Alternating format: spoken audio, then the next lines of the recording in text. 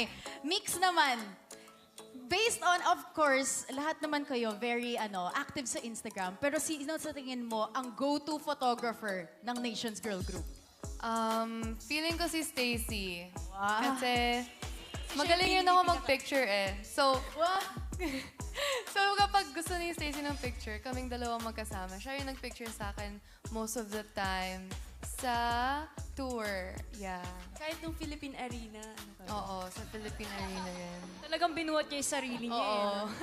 Siya talaga yung... Pero sa lahat ba, like, siya talaga yung go-to photographer? Or paiba-iba? Iba-iba.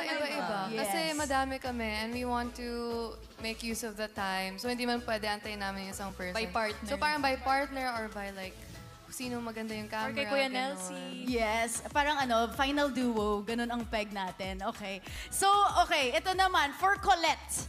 Ano ang mga klaseng photos or memories ang gusto nyong siguro idagdag? Siyempre, napakadami na may mga selection process. So, ano pa ang gusto mo idagdag kung may chapter 2 ang photo journal natin? Before ko muna sagutin yan, hi sa mga nanonood. Hello. Hindi kayo, nandito na kayo. Sa mga nanonood sa live stream, hi guys. Sana mag-enjoy kayo. Pero, etong journal na to, so far wala ko idadagdag. Kasi nandun na talaga yung message nung, yung journey namin from like trainees pa lang kami, until latest naming nangyari sa buhay World namin. tour. World Yes, tour. world tour.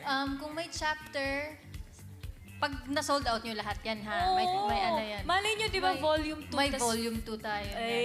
Pag na-sold out nyo. Second World Tour. What? Charis. Oh, di ba? Okay, thank you so much, Colette.